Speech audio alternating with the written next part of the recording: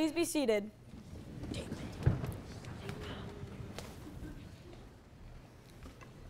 Good morning, faculty, friends, and family. Ever since I was young, I always thought of myself as a unique individual, and I'm sure others felt the same way. I know this seems like a strange way to start a speech that is meant to send a message of higher meaning, but just let me get to it. I was always the type of kid that would run around naked with absolutely no shame.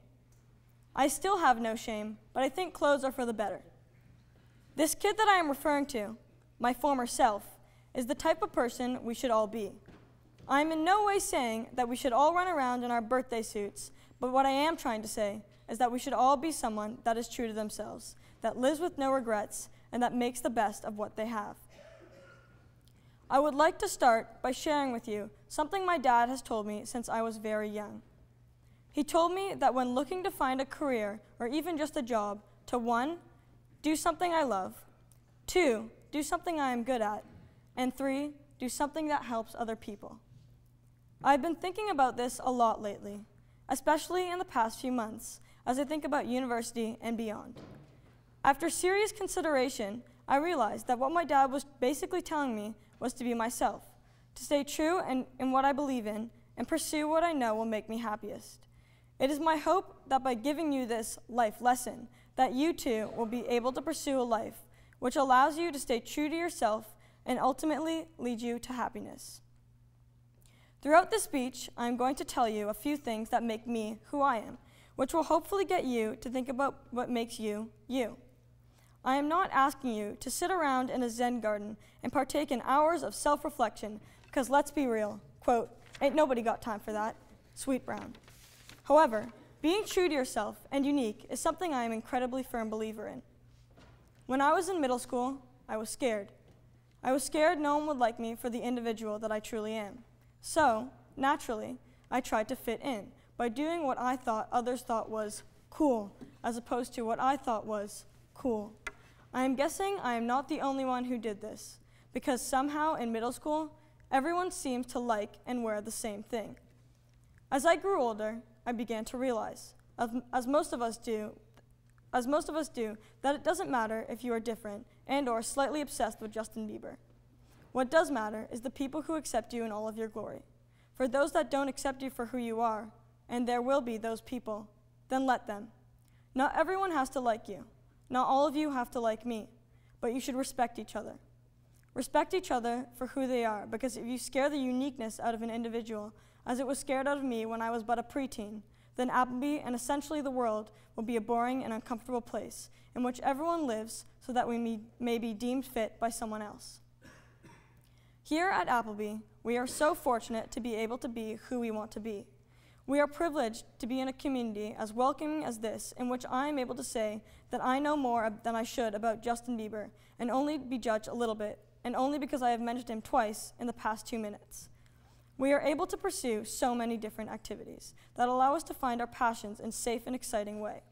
I encourage anyone who hasn't done so already to try a new club that they would have always wanted but felt like they would be judged. Chances are, if the club exists at the school, you are not the only one interested in it. And hey, there you go. You may as well make a few friends while you're at it. The last thing you would want is to be sitting at closing ceremonies your final year at Appleby wishing you had joined a club or tried a sport. These are the type of regrets we should never have to face. These are the things that allow you to be you, and the fear of being judged shouldn't take this away. Something that I love and has always been a big part of my life is going to camp. I have attended camp since the age of 6. This past summer, I had the opportunity to put my dad's words into action by working at my camp. It was there that I realized my passion for working with kids. When working at camp, or as a ski instructor, or at Kerr Street Ministries, which I got lucky enough to be a part of during first term this year, I got to spend time with and get to know a lot of different kids. It just dawned on me as I was writing this speech why I like working with kids so much, and why they tend to like me. Fact, I have been called a child whisperer on many occasions. The reason I like working with kids so much is because they haven't learned to be scared of being themselves. Most kids, 7 and under, say what they want, when they want, and it's awesome.